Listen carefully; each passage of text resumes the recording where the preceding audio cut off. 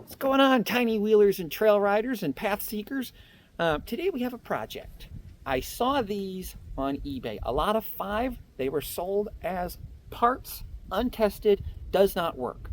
And lo and behold, I have way too much mechanical empathy, which I know is a bad thing, but I have too much mechanical empathy to be able to let myself just let these things go. They look so good, and I was looking through the pictures, and each one has all of its parts. So I'm like, what if, my little childish mind is going, what if they all work and I just have to buy remotes for each of them? So I bid, I bought the auction, I won the auction. They give you that warm, fuzzy feeling that you actually did something worth bragging about, because they say you won, and it's just an auction. You win the right to give the guy your money, I guess.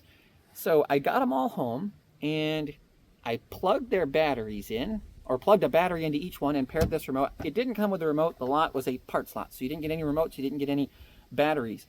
And I plugged the remote into, paired the remote with each one independently, took its turn being paired to the remote, and I found that none of them worked at all. This one, I have my sticky notes that are notes. These are really handy for keeping track of what's wrong with which rig. This one would drive in reverse, and that was the only one that would drive at all. Yeah, so that's great. But like I said, I have too much mechanical empathy. I cannot just use them as parts. They look better than my working rig because I abuse my rig so much. We're going to fix them. We're not going to fix them all today, but I'm going to show you how I tested to see what was wrong with the parts. Should you buy one of these part slots? We're going to test, did I save any money, or am I just spending more and more and more and more? And well, I am spending more and more money on the hobby, but was it a worthy investment to buy a lot of broken rigs, and now I'm going to buy the parts and fix them? And I'm going to show you how to diagnose them by changing the parts with the ones that we know works, and seeing which ones have working. So now I know what's wrong with each rig, and I know what I need to buy for each rig to make it work again. I'm going to show you how to test that, and then we're going to fix one of these rigs, and then we'll go wheeling with it. Okay, so sticky notes are very handy. The C10, the ESC works, but the motor is dead. Deadbolt number 2, which is this one. This one, the ESC works, but the motor is dead, I thought. So let me see, tell me, does that have a 2 on it? Yeah, that's a 2. Okay, so that's number 2. So the ESC works on that one, but the motor is dead. The JLU number 1, I named this one 1. Motor works, but it has no forwards in the ESC. Deadbolt number 1, the ESC is completely dead, but it has a good motor in it. And this JLU over here, the ESC works, but the motor is dead. So now let me bring you in closer, and we'll see how exactly I tested and figured that out on each of them. All right, so we have Jeep 1 and we have Jeep 2. This was the first one that I tried, and if we plug in our battery, turn on our remote and put it in binding mode, then turn on the ESC.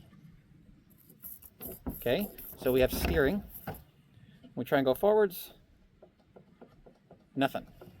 I think the dual rate is for the steering. Yes, the dual rate's for the steering, not for the motor. We have nothing in forwards, but reverse does work. So I know the motor, this is what I figured out. The motor on this one is working, but we don't have reverse. And now if I plug this one in, oh, I have the motor unplugged too. So we'll plug in the battery and we'll plug in the motor. We'll turn this off, put it in bind, and now we'll bind it to this one. Did that fast. So that servo is moving better as well. Interesting, but I get no forwards, no reverse. So that was kind of, a letdown that I plugged this in and it wasn't working at all. I'm like, oh no, what's wrong with it? But I figured this out with the other Gladiator. I plugged the Gladiator Scout, I plugged his motor into another one of the ESCs. I guess I don't know that it was this one. You don't have to take it out. Here's the easy way to test it. Kind of bend that wire around the back, unplug this motor, we'll plug this motor in here. So now, might be confusing, the rig on the bottom, Jeep 2, that's the one that's driving, but the motor of Jeep 1 is plugged in. So this way you don't have to take the motor out to be able to test it. And when we pull the trigger, scratch up this nice body here, pull the trigger and we get forwards and reverse. I think that's in low range. Yeah, we can go to high range. Plenty of power. So because the motor in this one, when we plug it into the ESC on number 2, works, but if we do this the other way, obviously it still won't work. In fact, let's just do that just for the sake of science.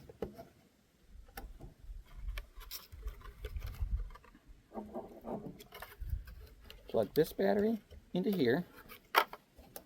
Find the remote. Is it on? It's on.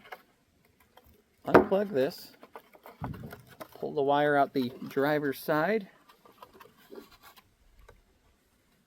It's easy if you open both bodies and have it at a 90-degree angle. So, are we paired? Yes. See, we're all paired up there.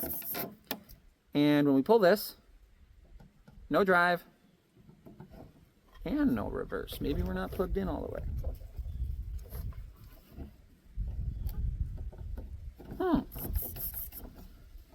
Now that's interesting.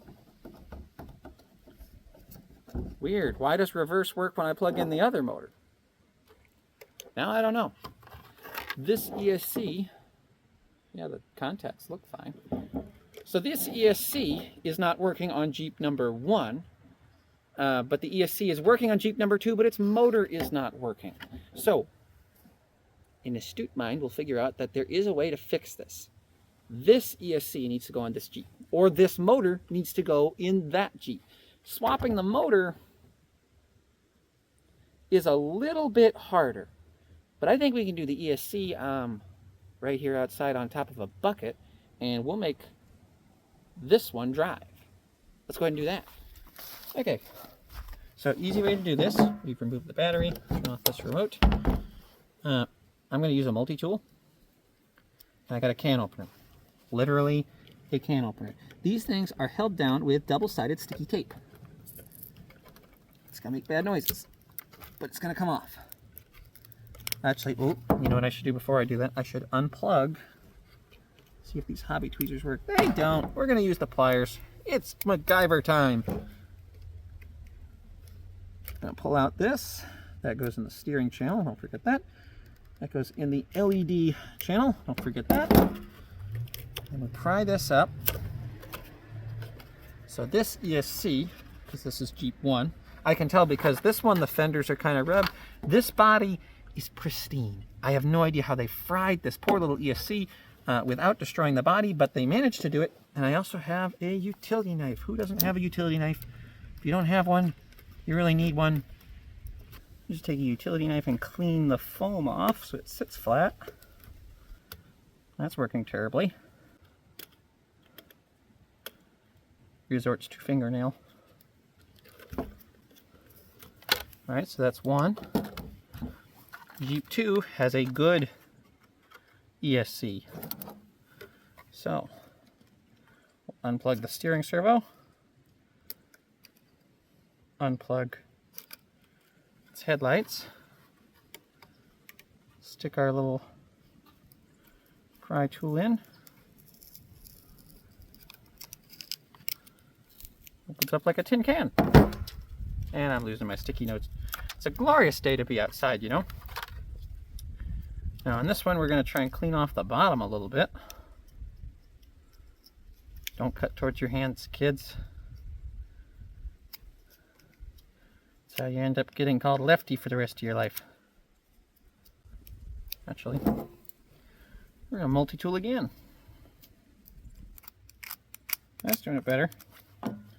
Okay, then I have I just so happen to have, if you don't have this, you could just zip tie it down to the ESC tray, but I'm going to try this aged double-sided 3M tape. Which probably either won't work or it'll be far too strong and it'll end up breaking something when I take it back out one day. Because that's the way stuff goes. How does this go? It goes like that.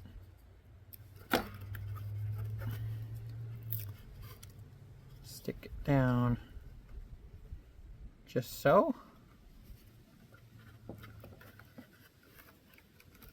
That's really good. Alright, so I find a good way to plug these in. I don't need my can opener anymore.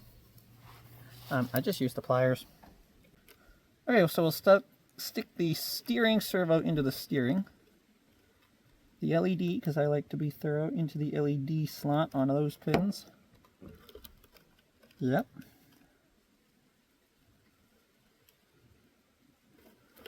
And that's how you wire a stock ESC, I guess.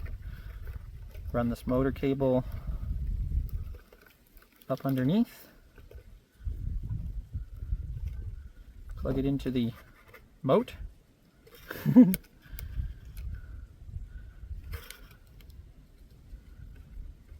Plug that in. I am so confident I'm actually going to strap the battery down.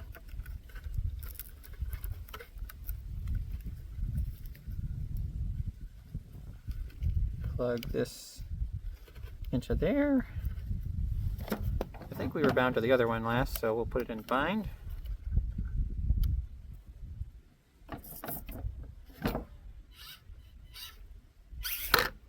We have a working Jeep. Alright, it's wheeling time. Alright, he's back from the junkyard, back from the grave. I didn't check my steering trim. I hope that's good. Second lease on life. Let's see how a stock Rubicon drives.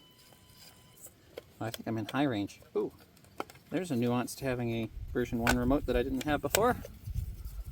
So, back up. Oh, low range is better. That motor's still got some life in it. Oh yeah.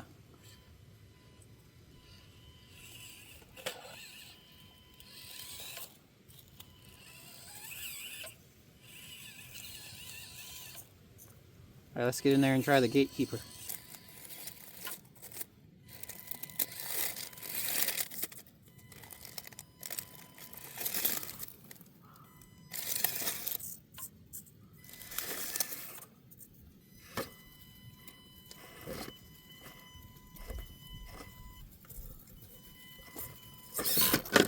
Oh no!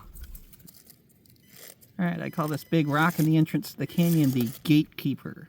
Because, well, he keeps the gate. If you don't come to him just right, you'll get thrown off into the wall.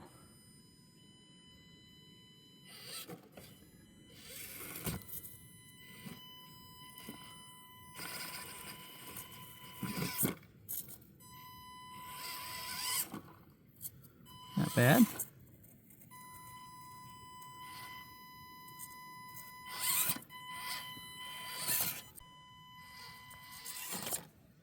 Oh, my steering's going the opposite direction of what I normally do. That'll do it.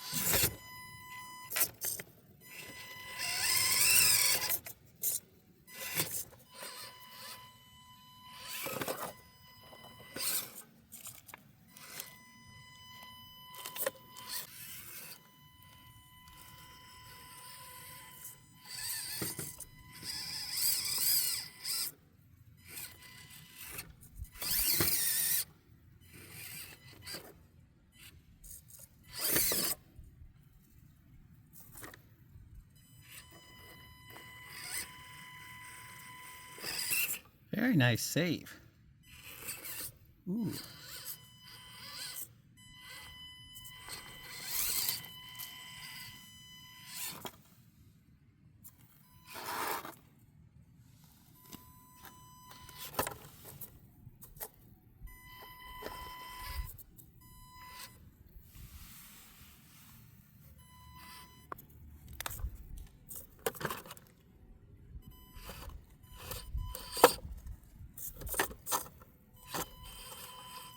There we go. Walk that wheel up that little flat rock. Not bad for its first run. Let's try the dragon with it. Which, to be fair, the dragon is different because it's rained so much here that everything's starting to crumble. Ooh. Stock Jeep flexing as much as it can.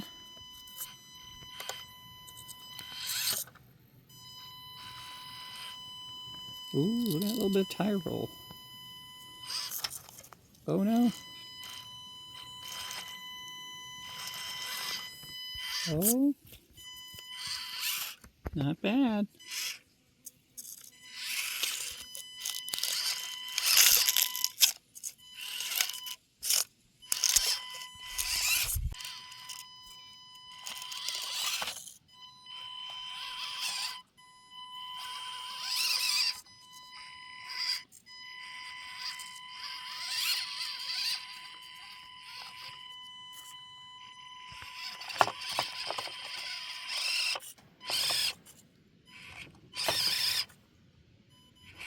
Alright, we're going to try gearing up. Medium.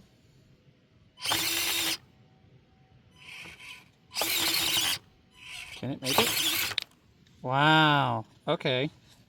Now I'm interested to see if the Bronco can do that, because it couldn't do that the other day. So I actually did go back and try the Bronco repeatedly, but the Bronco still was not able to make it up that ledge. So it's kind of impressive. The stock Jeep, being lighter up top, can actually get a little bit further. And we're not able to make it to the end of the dragon obstacle here. It's probably partially due to my line choice. I kind of start to, you can see it get off to the side, and it eventually flips over and I have to save it. But let's talk about what the end conclusion here with all of this. I bought 5 parts rigs, and was it a good idea? Did I save any money?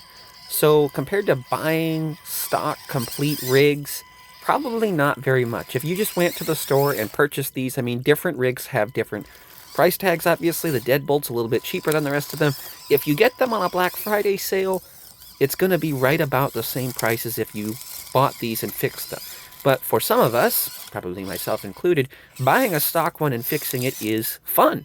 And it's even more rewarding to know that you bought something that was, sold as parts, and then you kind of revived it. It gives you that nice, warm, fuzzy feeling inside. But where these things really come into play is when you want to build something, when the end goal is not a stock truck that you can drive around. If you want cheap rigs, yeah, get them on sale, buy them used on Marketplace, buy things that work. Don't buy the broken ones, unless, of course, you enjoy fixing the broken ones.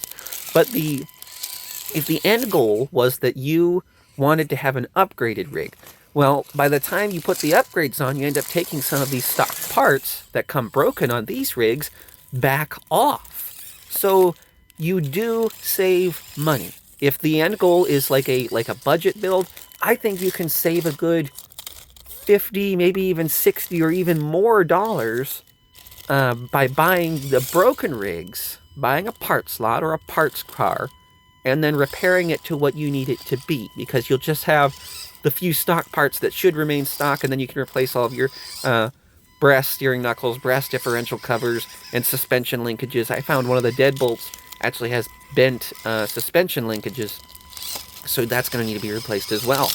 If the end goal is an upgraded truck, you can save money. If you want to turn it into something that is more than stock. If you just want cheap trucks, yeah, go ahead and just buy it on Black Friday. But that's pretty much all that we have for you guys.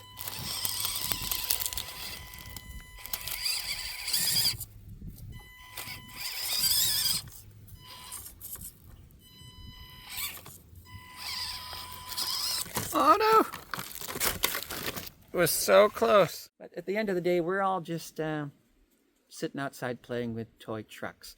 And now I have 5 more. I can build them into whatever I want. There will be builds coming in the future. If you want to stick around and you want to watch those, there's a certain way that you can do that. And I'm not going to tell you how to do it because I'm sick of hearing people say it all over YouTube again and again and again. You know what they're going to say when they get to the end of the video, or it's in the intro to the video. I'm not going to say it. I have faith in you. I believe you. You can do this. You know what you need to do if you want to hear more about this. You know what you need to do if you want to be notified when stuff happens. And you know what you need to do if you want to give me some advice on what to do with these. But will you do it? Thank you for watching. Until next time, go enjoy an old pad.